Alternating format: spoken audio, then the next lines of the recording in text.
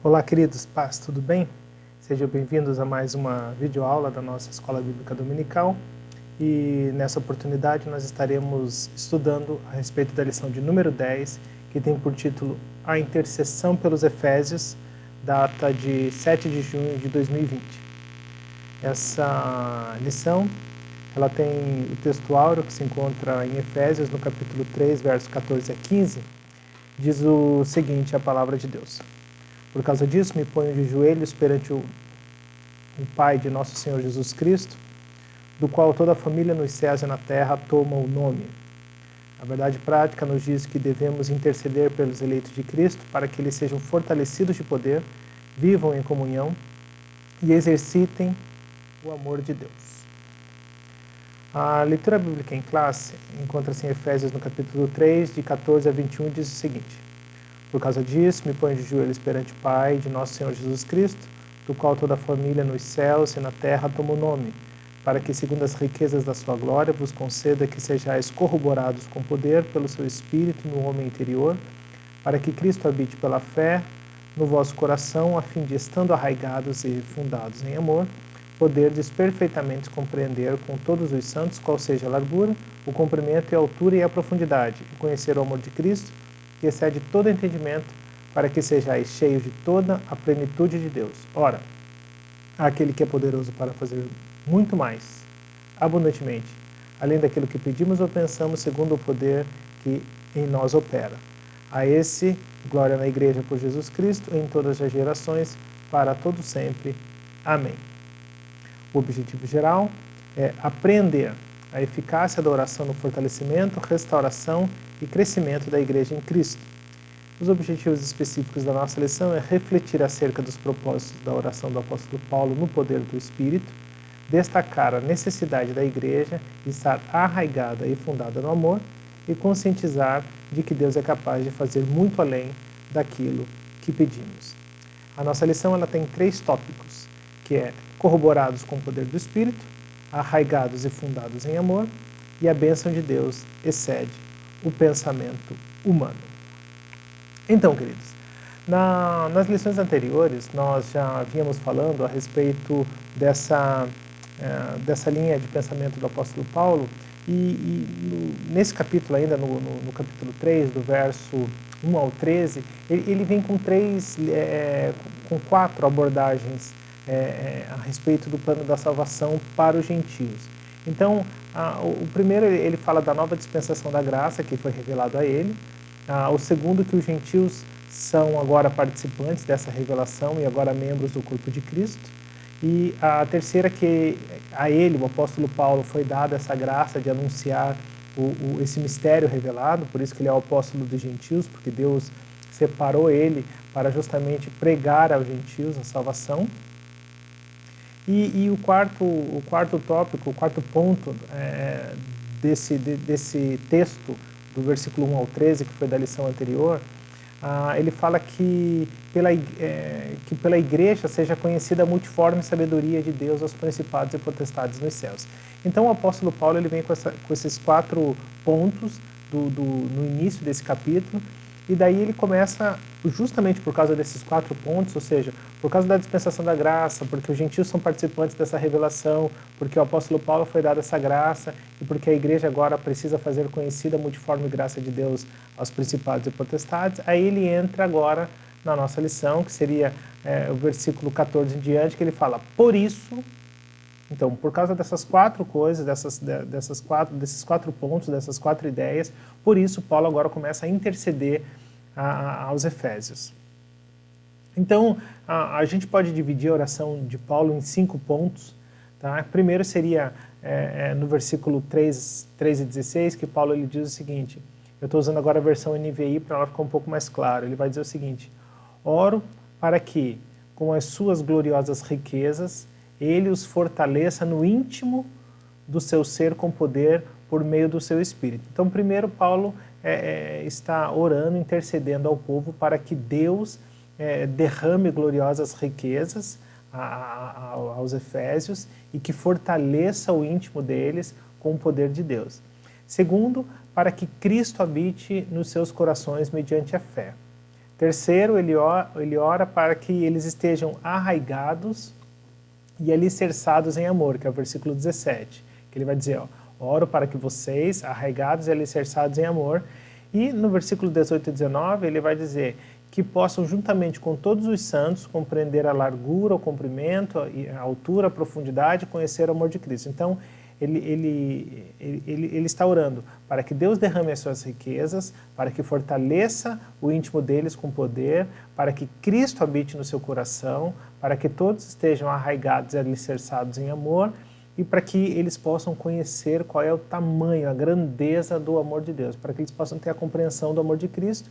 E aí ele termina lá no versículo 20, no versículo 21, fazendo uma doxologia, fazendo uma adoração a Deus por tudo aquilo que o apóstolo Paulo já vem colocando ao longo desses 3 primeiros capítulos. Primeiramente, já que o apóstolo Paulo ele ora por aquela igreja, a gente vai fazer uma introdução falando a respeito da oração, né? Então, a gente precisa ter em mente que realmente a oração tem poder, né? A oração ela tem eficácia, Deus ouve as nossas orações. Tiago, no capítulo 5, no verso 15 ao 18, a Bíblia vai nos dizer que a oração da fé salvará o doente, e o Senhor o levantará. E se houver cometido pecados, ser-lhe-ão perdoados. Aí ele vai dizer, olha que interessante, confessai as vossas culpas uns aos outros e orai uns pelos outros. Aqui Tiago ele já começa a fazer uma relação de cumplicidade, de fraternidade, de comunhão, onde uns conhecem as culpas dos outros, uns perdoa aos outros e um fica orando pelo outro, ou seja, um conhecendo as necessidades uns dos outros e todos se ajudando mutuamente numa oração intercessória.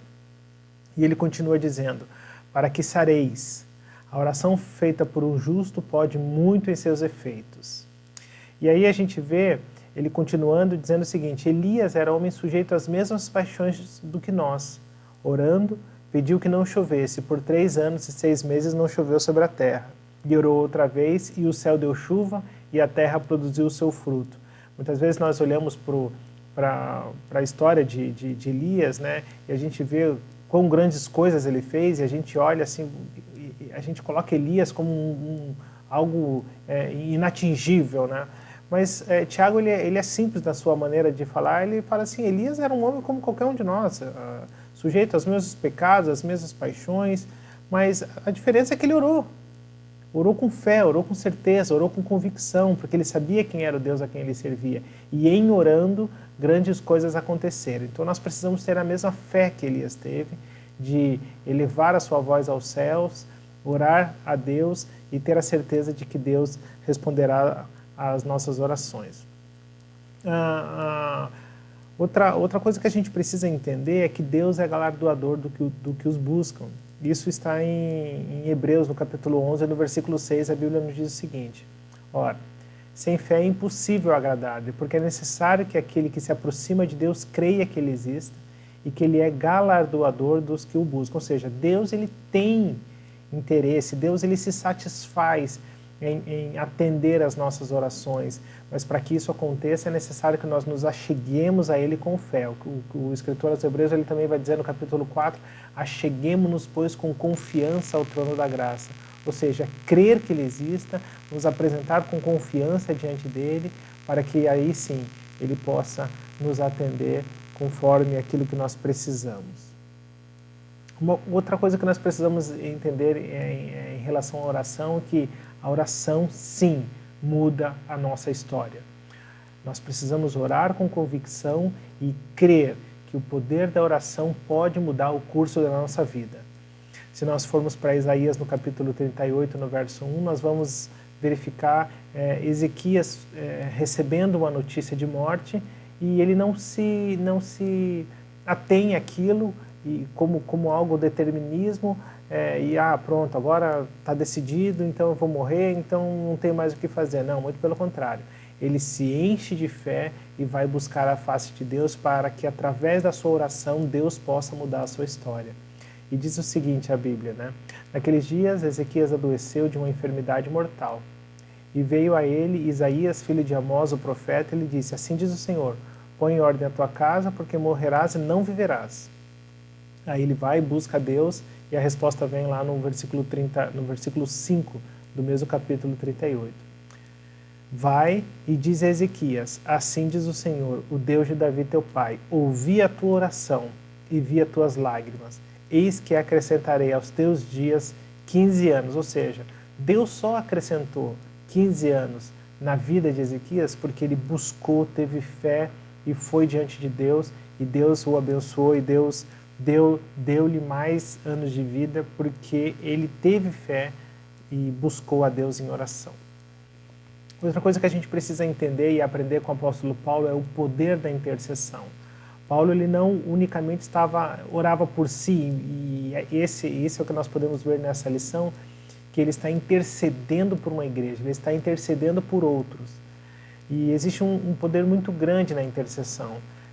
Moisés, certa vez, ele subiu ao monte para pegar as tábuas da lei, e quando ele desce, ele vê o povo naquele estado, adorando bezerros, e o próprio Deus ele se ira com relação àquilo. Em Êxodo, no capítulo 32, no verso 10 e no verso 11, diz o seguinte: agora, pois, deixa-me que o meu furor se acenda contra eles e os consuma, e eu farei de ti uma grande nação. Porém, Moisés suplicou ao Senhor seu Deus e disse: ó Senhor, por que se acende o teu furor contra o teu povo, que tu tiraste da terra do Egito com grande força e forte mão? Ali naquela oração, Moisés, então, ele começa a interceder a Deus pelo povo, para que Deus não destrua, porque Deus estava querendo destruir o povo, começar novamente a partir de Moisés, e Moisés fala assim: Deus, por favor, não faça isso. E ali ele intercede por Deus, e mais uma vez a Bíblia vai dizer no versículo 14: então o Senhor arrependeu-se do mal que dissera que havia de fazer ao seu povo. Então, através da intercessão de Moisés pelo povo, Deus muda a história, Deus ele atende a oração de Moisés e traz bênçãos ao povo pela oração intercessória de Moisés. A gente vê também em Jó capítulo 42 e no verso 10, Deus mudando o cativeiro de Jó enquanto ele orava pelos seus amigos. A Bíblia vai dizer que e o Senhor virou o cativeiro de Jó quando orava pelos seus amigos, e o Senhor acrescentou em dobro a tudo quanto Jó antes possuía. Então, mais uma vez, Deus, a Bíblia nos mostrando o poder da oração intercessória, e além de Deus atender a oração intercessória, Deus ainda dando bênçãos àquele que intercede, ao intercessor. Só que para que a gente possa exercer essa oração intercessória e para que haja efeito a oração intercessória, é necessário que haja empatia. A gente não pode simplesmente orar como se a gente estivesse lendo um livro, lendo uma notícia. Deus, ora por fulano, por ciclano, por beltrano, sem que ao menos nós venhamos a nos envolver, porque como que nós vamos pedir algo para alguém se nós não somos capazes de nos colocar na condição dele, de nos colocar na posição que o outro está, sentir as dores, sentir o problema do outro? Então não tem sentido. Se nós estamos ali buscando a Deus, intercedendo a Deus por outro alguém, nós precisamos nos colocar na posição dessa pessoa. E a gente vê o próprio Jesus Cristo fazendo isso, quando, por exemplo, Lázaro morre. A gente vê essa passagem lá em João 11, e 33 a 35, que diz o seguinte: Jesus, pois, quando a viu chorar, e também chorando os judeus com que ela vinham, comoveu-se muito em espírito e perturbou-se. E disse: onde o puseste? Disseram-lhe: Senhor, vem e vê. E a Bíblia vai dizer que Jesus chorou. Ou seja, Jesus ele também sentiu a dor de Marta e Maria e de todos aqueles que estavam ali por causa de Lázaro, mas ele, sendo Deus, ele sabia o que ele iria fazer, ele sabia que ele ia operar um grande milagre, ele sabia que ele ia ressuscitar Lázaro, mas muito antes de ele realizar o milagre, o que ele faz? Ele se coloca na condição de Marta e de Maria e sente as suas dores, e aí opera o milagre na vida deles. A gente consegue ver isso também quando Jesus Cristo ele ressuscita o filho da viúva. Isso está registrado em Lucas no capítulo 7, no versículo 12 e 13, que diz: e quando chegou perto da porta da cidade, eis que levava um defunto, o filho único de sua mãe, que era viúva, e com ela ia uma grande multidão da cidade. E vendo-a, o Senhor moveu-se de íntima compaixão por ela e disse-lhe: não chores. Mais uma vez a gente vê Jesus Cristo, ele se colocando na posição da outra pessoa, sentindo as dores, sentindo o sofrimento, para que aí sim ele pudesse operar o milagre. É por isso que o escritor aos Hebreus, eu volto a dizer, no capítulo 4, ele vai dizer: não temos um sumo sacerdote como Jesus Cristo, porque foi tentado em todas as coisas, mas sem pecado.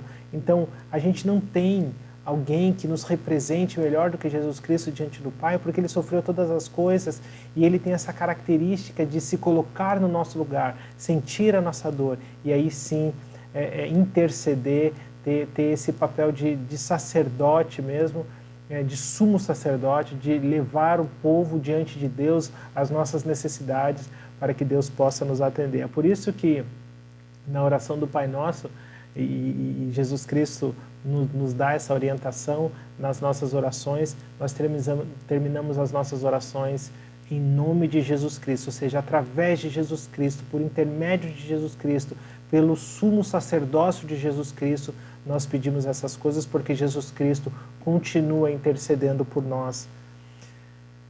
E voltando agora para a oração de Paulo, então, tendo essa visão de que Paulo tinha, que Paulo acreditava no poder da oração, Paulo sabia que a oração podia mudar a história, Paulo sabia que a importância da oração intercessória, de orar por aqueles que precisam, e nisso a gente vê Paulo realmente como um pastor que cuida da igreja, que sofre junto com a igreja, que busca diante de Deus o melhor para aqueles cristãos. Então, diante de tudo isso, Paulo se coloca no lugar e ele diz: por isso eu me ponho de joelho perante o Pai, o nosso Senhor Jesus Cristo. E ele, por isso que, né? Ele vai dizer nos próprios versículos que antecedem, nos capítulos anteriores, ele vai dizer, por exemplo, capítulo 3, versículo 1, por esta causa eu, Paulo, sou prisioneiro de Jesus Cristo por vós, os gentios. No capítulo 3 e no versículo 7 ele vai dizer: eu fui ministro pelo dom da graça de Deus para ministrar aos gentios. No capítulo 3, no verso 8, ele vai dizer: a mim, o mínimo de todos os santos, me foi dada essa graça de anunciar entre os gentios por meio do Evangelho. Ou seja, Paulo, ele se coloca na condição, ele fala assim: Deus me colocou para estar diante de vocês, Deus me colocou para ensinar vocês, então é minha responsabilidade estar diante de vós, orando por vocês, buscando a Deus pelas vossas vidas. Aí a gente vê realmente o papel pastoral de Paulo. Paulo ele não era um ministro para ser servido pelo povo, muito pelo contrário. Paulo entendia a responsabilidade pela qual Deus o chamou, para cuidar, para zelar, para interceder. Então, ele assumiu a responsabilidade de ser ministro do Evangelho para os gentios e, em assumindo essa responsabilidade, ele frequentemente, insistentemente intercedia pelo povo, pela igreja, diante do Pai. É interessante a gente observar e perguntar: será que Deus vai atender essa oração de Paulo ou não? É lógico que vai. Por quê? Porque o objetivo do apóstolo Paulo não era um objetivo mesquinho, não era algo egoísta. O Tiago, ele escreve no capítulo 4, no verso 3, que muitas vezes quando nós pedimos a Deus, ele vai dizer: nós pedimos e não recebemos, porque pedimos mal, porque pedimos para gastar nos nossos próprios deleites. Então, o que nos motiva a estarmos diante do Pai? O que nos motiva a estarmos diante de Deus para buscar algo da parte dele? E Tiago, ele já é muito objetivo, muito direto quando ele fala: vocês não vão receber porque vocês pedem, mas vocês pedem mal porque vocês só pedem para o interesse de vocês. E esse tipo de atitude, Deus não vai responder esse tipo de oração. Agora, a Bíblia nos diz em João capítulo 15, versículo 7, que se vós estiverdes em mim, palavras de Jesus Cristo, e as minhas palavras estiverdes em vós, pedireis tudo o que quiserdes e vos será feito. Então, a gente vê que realmente Paulo, nessa oração, ele está em Jesus Cristo e as palavras de Jesus Cristo estão em Paulo, de modo que Paulo está pedindo bênçãos espirituais para o povo, ele está pedindo fortalecimento para o povo, ele está pedindo riquezas espirituais para aquele povo. Então Deus, ele entende qual que é a verdadeira intenção do coração de Paulo e ele vai responder essa oração na vida daqueles cristãos em Éfeso. Aí, voltando à oração de Paulo, o primeiro ponto da oração de Paulo é: oro para que com as suas gloriosas riquezas ele os fortaleça no íntimo do seu ser com poder por meio do seu Espírito. Então, o que Paulo está pedindo? Ele está pedindo essas gloriosas riquezas. E o que essas gloriosas riquezas? É a graça, é o amor, é o Espírito Santo, é a paz, é a comunhão, é cuidado, é cura, é salvação, é dons espirituais, é toda sorte de bênçãos, bênçãos também materiais, mas Paulo está orando para que Deus derrame sobre a vida dos Efésios toda sorte de bênçãos. E a gente vai ver em Efésios, no capítulo 1, no verso 3, Paulo mais uma vez falando sobre essas bênçãos, ele vai dizer: bendito Deus de Pai do nosso Senhor Jesus Cristo, o qual nos abençoou com todas as bênçãos espirituais nos lugares celestiais. E ele vai dizer também no capítulo 2 e no verso 7, das abundantes riquezas da sua graça, pela sua benignidade para conosco em Cristo Jesus. E ele continua dizendo, nesse primeiro ponto, né, além das gloriosas riquezas, ele vai fazer para que ele fortaleça no íntimo do seu ser, com poder por meio do seu Espírito. Um teólogo, William Hendrickson, no seu comentário ao livro dos Efésios, a carta aos Efésios, ele vai dizer a respeito desse fortalecimento íntimo do seu ser, ele diz o seguinte: ele diz que Paulo ora para que todos os resplandentes atributos de Deus sejam ricamente aplicados no progresso espiritual da igreja. Então, segundo William, Paulo, ele ora para Deus para que Deus se utilize de todo o seu poder, de toda a sua graça, e que ele aplique esse poder na vida do cristão ali da igreja de Éfeso, para que através desse poder eles possam ser fortificados. Então é Deus agindo com a sua graça, com o seu poder, com a sua plenitude para fortificar a vida da igreja. Que oração sublime, né? O que mais um pastor poderia querer dos seus membros, da sua igreja, senão que o poder de Deus seja abundante na vida das suas ovelhas.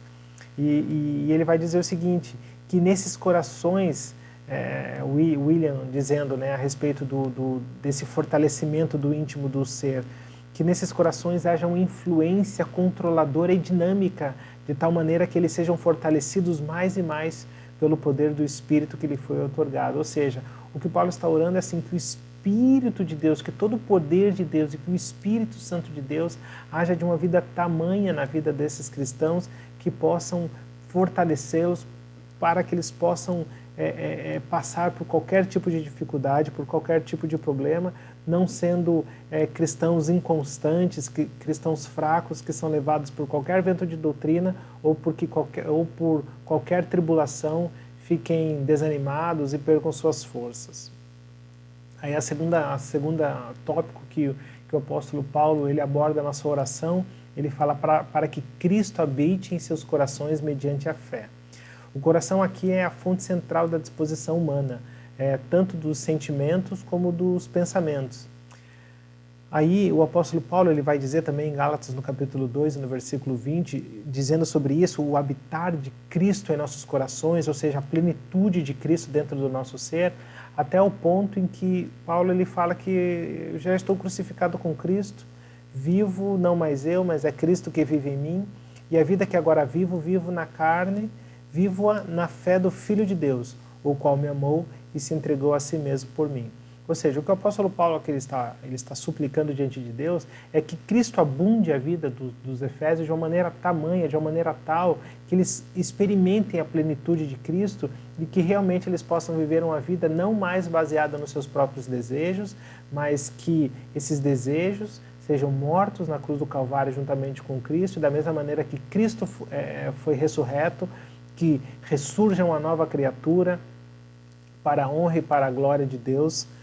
É o que Paulo ali está orando a Deus pela vida dos efésios. O terceiro ponto dessa oração, ele vai dizer o seguinte: oro para que vocês, arraigados e alicerçados em amor. E ele continua, né? Possam juntamente com todos os santos compreender a largura do comprimento, a altura, a profundidade, conhecer o amor de Cristo, para ser cheio da plenitude de Cristo. Mais uma vez o apóstolo Paulo aqui vai falar da plenitude de Cristo, em ser cheios da plenitude de Cristo. Mas, primeiramente, Paulo ele está usando duas metáforas aqui, né? Ele fala em arraigados e alicerçados. Arraigados, ele vai usar a figura de uma árvore, que tem suas raízes presas, e ele vai falar de alicerçados, ele vai falar do edifício, uma figura que ele já usou nos capítulos anteriores também, falando a respeito da igreja. Então ele está dizendo aqui que é necessário que nós estejamos arraigados e alicerçados, ou seja, tanto a figura da árvore quanto a figura do edifício, ele está falando de base, ele está falando de fundamento, ele está falando de aquilo que mantém a estabilidade ou a firmeza. E nesse caso o apóstolo Paulo ele fala assim, não tem sentido vocês viverem uma vida, uma comunidade cristã, uma vida na igreja, uma religiosidade que não esteja embasada, alicerçada, fundamentada no amor. Então, qual que é a raiz da árvore ou qual que é a fundação do edifício? O próprio apóstolo Paulo ele fala amor, por isso que ele fala, eu oro para que vocês estejam arraigados e alicerçados em amor. Falando um pouquinho sobre amor, o amor ele é um mandamento, primeiro é um mandamento, tá? A Bíblia diz que um novo mandamento vos dou, que vos ameis uns aos outros, como eu vos amei a vós e também a vós uns aos outros vos amei. E muito mais do que isso, Jesus Cristo ele nos orienta a nós amarmos os nossos inimigos. Ele vai dizer em Mateus capítulo 5, 44, eu porém vos digo, amai os vossos inimigos, bendizei os que vos maldizem, fazei bem aos que vos odeiam e orai pelos que vos maltratam e vos perseguem. Então a gente precisa entender que o amor ele não é um sentimento, o amor é uma ação. Quando Paulo ele escreve aos Coríntios, no capítulo 13, no verso 4 a 7, que ele vai dizer o amor é paciente, é bondoso, não tem inveja, não se vangloria, não se orgulha. Paulo ele não está falando de sentimento, ele está falando de ações. Então significa que nós decidimos a quem amar e a quem não amar. Isso é uma decisão, isso é uma escolha. Não é um sentimento de querer bem. É uma decisão de amar, de querer fazer o bem para o próximo ou não. Então, se nós, independentemente se é nosso amigo ou nosso inimigo, nós praticamos o bem, então nós estamos amando o nosso próximo. Ou seja, o outro lado também é verdade. Se nós omitimos o bem a quem quer que seja, então nós não estamos amando ao nosso próximo. E o apóstolo Paulo ele vai dizer isso bem claro quando ele escreve ali, 1 Coríntios capítulo 13, de 1 a 13, ele vai falar a respeito da religiosidade sem amor. E ele diz o seguinte, ainda que eu fale a língua dos homens e dos anjos, se eu não tiver amor, eu serei como bronze que soa, ou como símbolo que retine, ainda que eu tenha os dons de profetizar e conheça todos os mistérios, toda a ciência, ainda que eu tenha tamanha fé a ponto de transpor montes, se não tiver amor, nada serei. E ainda que distribua todos os meus bens entre os pobres, e ainda que entregue o meu próprio corpo a ser queimado e não tiver amor, nada disso se aproveitará. Ou seja, não tem sentido nenhum viver uma vida cristã se não for embasada no amor. É pura religiosidade, é pura hipocrisia. Então, só tem sentido o nosso cristianismo se a base do cristianismo é o amor, porque a própria Bíblia vai nos dizer que Deus é amor.